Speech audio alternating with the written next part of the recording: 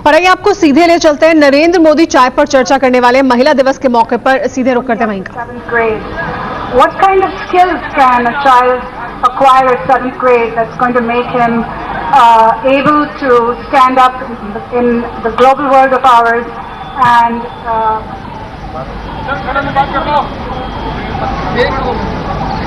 श्री नरेंद्र मोदी जी हमारे साथ जुड़ चुके हैं, उनका हम सब स्वागत करते हैं। तो अब सवाल जवाब का सिलसिला शुरू करने से पहले आइए जानते हैं कि अभी हम बात कर रहे थे वुमेन एम्पावरमेंट की। आज का वुमेन इंटरनेशनल डे है और इस चाय पे चर्चा का आज का विषय है वुमेन एम्पावरमेंट और मिस्टर मोदी हमारे साथ जुड़ चुके हैं। आपका बहुत बहुत स्वागत है मोदी जी चाय पे चर्चा में। लोग बहुत उत्सुक है, बहुत एंथुसियास्टिक है आपसे सवाल पूछने के लिए। मलिक जी, आप क्या बोलना चाहेंगे? मोदी जी, आज 500 शहरों से 1500 लोकेशन से और भारत के बाहर 15 देशों से लोग हमारे साथ जुड़े हैं। ये आपके सामने सवाल रखेंगे, अपने अनुभव बताएंगे, अपने सुझाव देंगे। तो हमारे साथ किरण बेरी जी बैठी है स्टूडियो में। शुरू करें? चलिए सीधा चलते हैं अब हम अपनी लोकेशन पे, बीजेपी हेडक्वार्टर, जहां पे मोदी जी हमें संबोधित करेंगे। आज अंतर्राष्ट्रीय महिला दिवस पर मेरी सभी महिलाओं को बहुत बहुत शुभकामनाएं। हर युग में, हर भूभाग में यह डिबेट निरंतर चलता रहा है।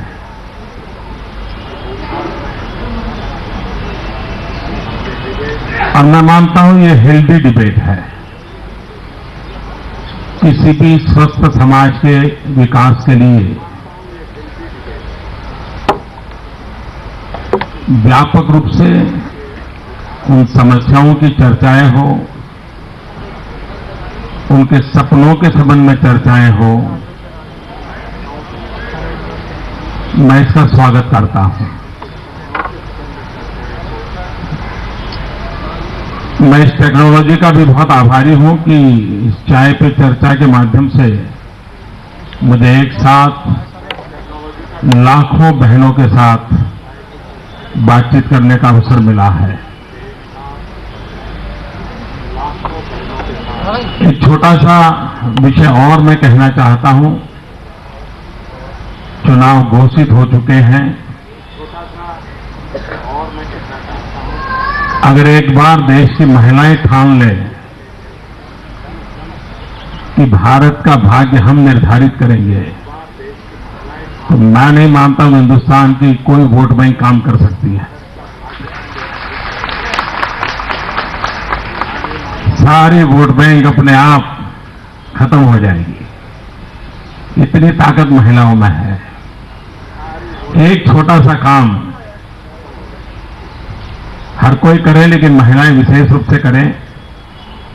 कल 9 मार्च को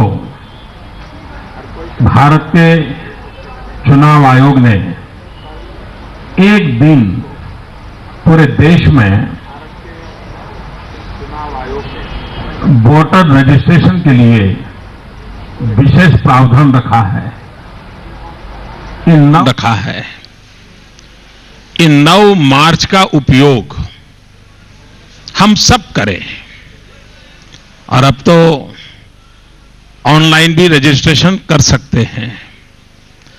हम भी और 10, 12, 15 लोगों को कहें कि भाई ये लास्ट चांस है, इसको हम जाने न दें, क्योंकि भारत के भाग्य के निर्माण में चुनाव प्रक्रिया का बहुत बड़ा महत्व है।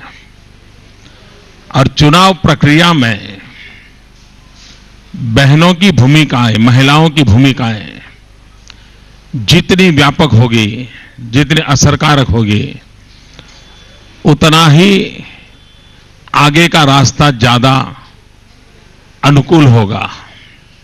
और इसलिए मैं आज इस माध्यम से सबसे आग्रह करता हूं कि अवश्य ही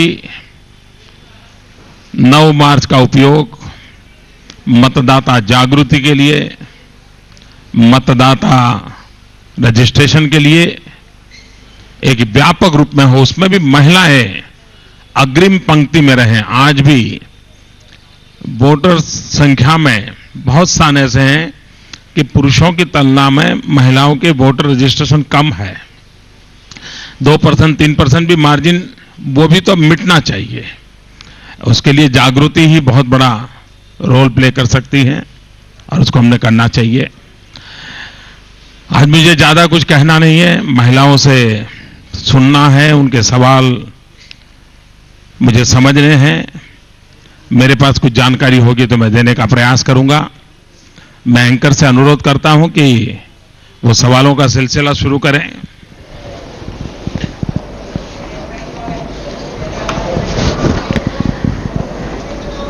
चलिए हम अपना पहला प्रश्न लेते हैं और इलाहाबाद चलते हैं। वहां पे काफी भीड़ जुटी हुई है, बहुत इंतजार किया है उन्होंने मिस्टर मोदी का, और अब मोदी जी उनके सवालों का जवाब देंगे। पहले हम चलते हैं इलाहाबाद। मोदी जी नमस्कार। मैं प्रयाग की सभी महिलाओं की तरफ से आपका अभिनंदन करती हूं। आपने कई बार महिलाओं को होम मेकर से आगे निकल के नेशन बिल्डर बनने के लिए कहा है कि वो नेशन मेकर बने। ये किस प्रकार संभव है? आप प्रधानमंत्री बनने के बाद इसको कैसे लागू करेंगे, मैं ये जानना चाहती हूँ।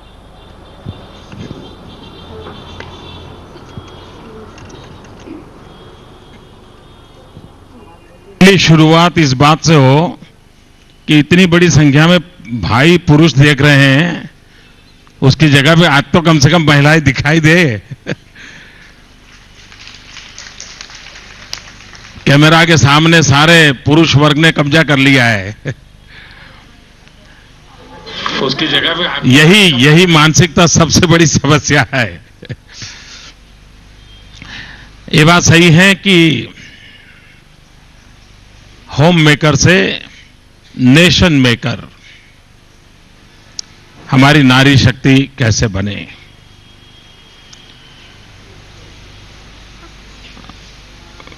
वैसे आज जो नारी की भूमिका है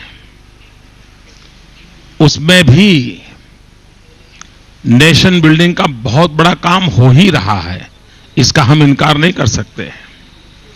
जिस मां ने छत्रपति शिवाजी को जन्म दिया होगा, जिस मां ने अब्दुल कलाम को जन्म दिया होगा, जिस मां ने सचिन तेंदुलकर को जन्म दिया होगा, जिस मां ने ऐसी सक्षम हमारी बेटियों को जन्म दिया, साहस करने के लिए अवसर दिया, उन माताओं ने भी बहुत बड़ा कंट्रीब्यूशन किया है, बहुत बड़ा कंट्रीब्यूशन किया है।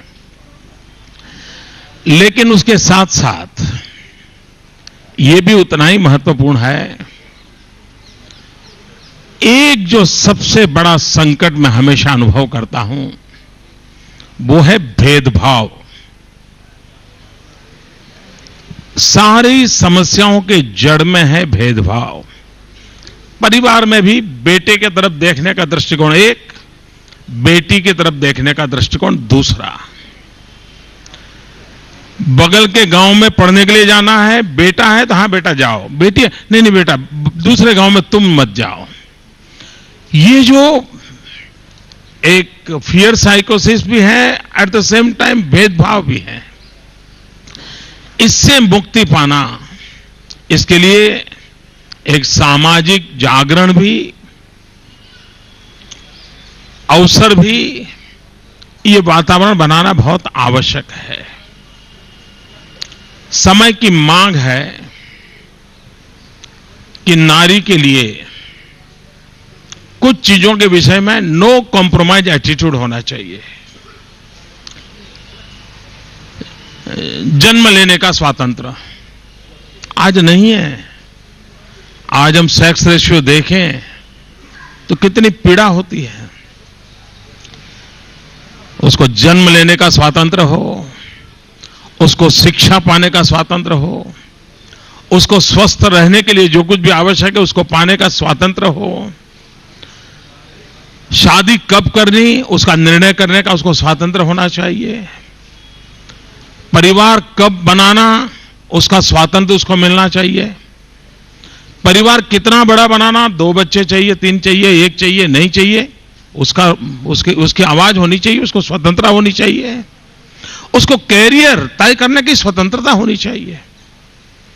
हर चीज अगर उसकी किसी और पर डिपेंडेंट होगी तो वो परिणाम हम चाहते हैं वैसा नहीं मिलेगा। और इसलिए भेदभाव से मुक्ति कैसे मिले, और मैंने जैसे कहा freedom of birth, freedom of education, ऐसे अनेक बातें हैं जिस पर अगर हम बल देते हैं तो हम इच्छित परिणाम प्राप्त कर सकते हैं।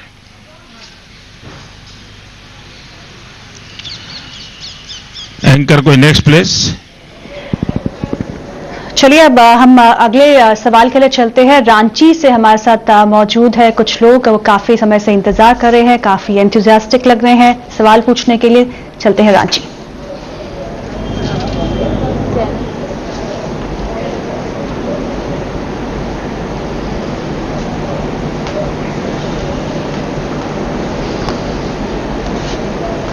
रोका हुआ है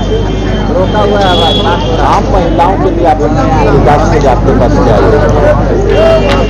नमस्कार मोदी जी, मैं आपके पिछले सवाल से ही इस सवाल को कंटिन्यू कर रही हूँ। मेरा ये कहना है कि एजुकेशन और लिटरेसी जो है ये वुमेन एम्पावरमेंट के लिए 2 बहुत अहम पहलू हैं।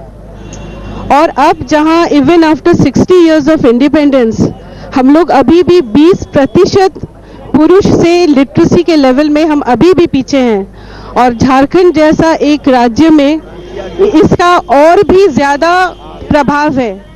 तो इस पे क्या हम लोग कुछ कर सकते हैं? इस पे हम लोग कुछ और क्या कोई चर्चा कर सकते हैं, या इस पे हम कोई विशेष ध्यान दे सकते हैं क्या?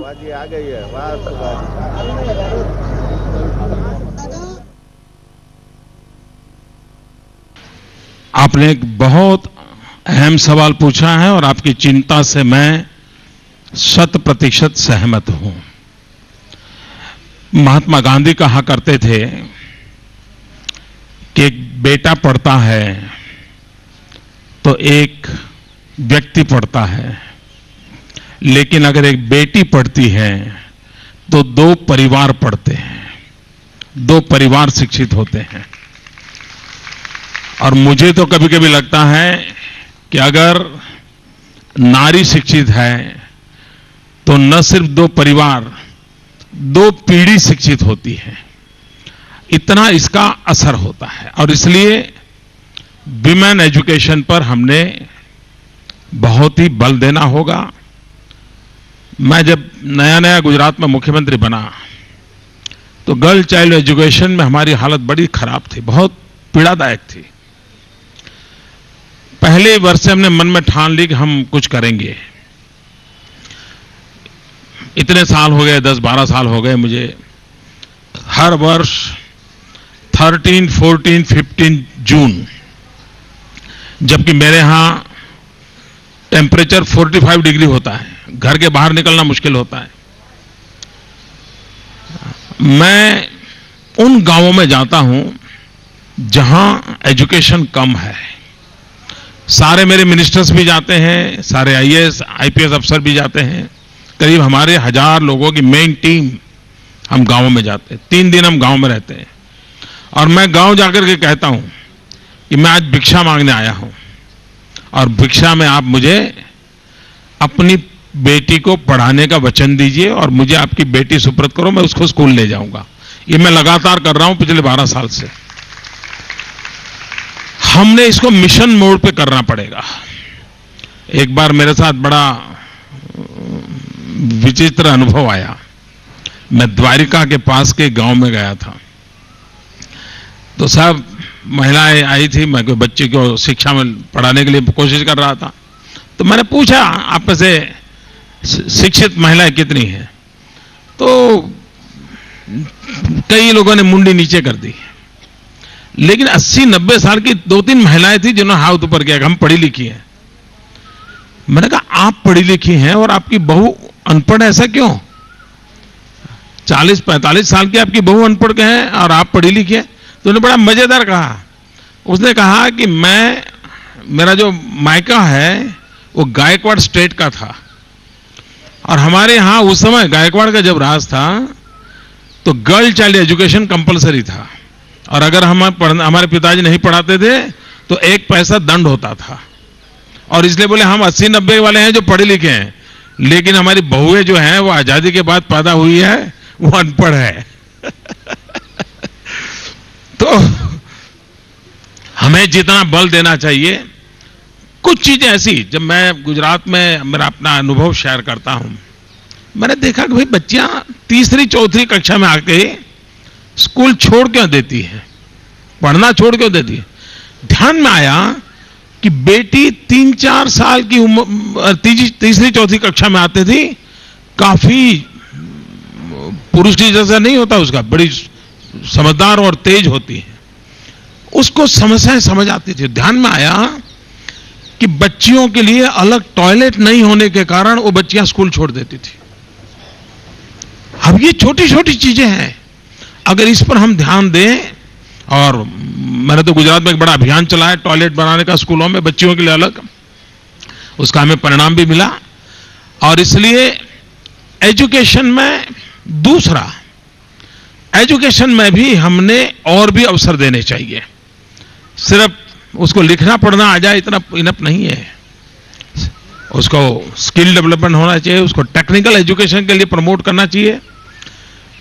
शायद रिसर्च के फील्ड में अगर महिलाएं एंट्री करें, यहां है, रिसर्च के फील्ड में महिलाएं एंट्री करें, अद्भुत परिणाम दे सकती है।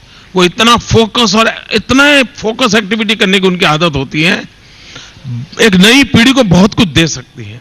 यानी सिर्फ प्राइमरी एजुकेशन नहीं, लिटरेसी नहीं, और भी बहुत चीजों पर फोकस करके अगर हम बल दें, उनके लिए कुछ सुविधाएं भी विकसित करें, ऑनलाइन एजुकेशन का भी हम प्रयास करें। जो 40 पार कर गई हैं लेकिन पढ़ नहीं पाई हैं, उनके लिए भी हम महिलाओं को जोड़े कि नहीं, ठीक है, आपको कैसा लगता है, आपके परिवार में कोई मां अनपढ़ है तो क्या करोगे, ठीक नहीं, आप पढ़ाइए। तो किया, हमने एक बार जेल में देखा कि भाई जेल में कितने अनपढ़ लोग हैं, देखो, कोशिश की, तो और जो कैदी थे उन्होंने भी जिम्मा लिया, औरों को पढ़ाना शुरू किया। यानी एक व्यापक रूप से वायरल इफेक्ट के साथ इस काम को हमने आगे बढ़ाना चाहिए। तो ये बात सरकार के तहत सिर्फ कानून बनाने से नहीं होती है, व्यवस्थाएं विकसित करनी होती हैं। और दूसरा विषय है क्वालिटी ऑफ द टीचर। हमारे देश में वो पहले डॉक्टर बनना चाहता है, फिर इंजीनियर बनना चाहता है, कुछ और बनना चाहता है, कुछ नहीं बनता है तो चलो यार टीचर बन जाओ। ये गिरावट नहीं आनी चाहिए। टीचिंग प्रोफेशन भी बहुत ही प्रतिष्ठा वाला है, ये किया जा सकता है अगर उस माहौल को हम पकड़ते हैं। टीचर्स ट्रेनिंग के लिए स्पेशल एनवायरनमेंट क्रिएट किया जाता है तो बेस्ट टीचर भी हमें मिल सकते हैं। आज विमेन टीचिंग प्रोफेशन में बहुत बड़ी मात्रा में आ रही हैं और इसलिए अब सरल हो गया है। विमेन एजुकेशन को बल देने का एक सुविधा यह बड़ी है कि बहुत बड़ी मात्रा में प्राइमरी एजुकेशन में विमेन टीचर्स की संख्या बहुत बढ़ रही है।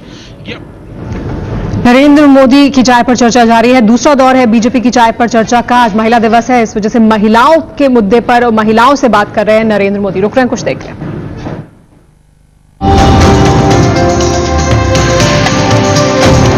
आप देख रहे हैं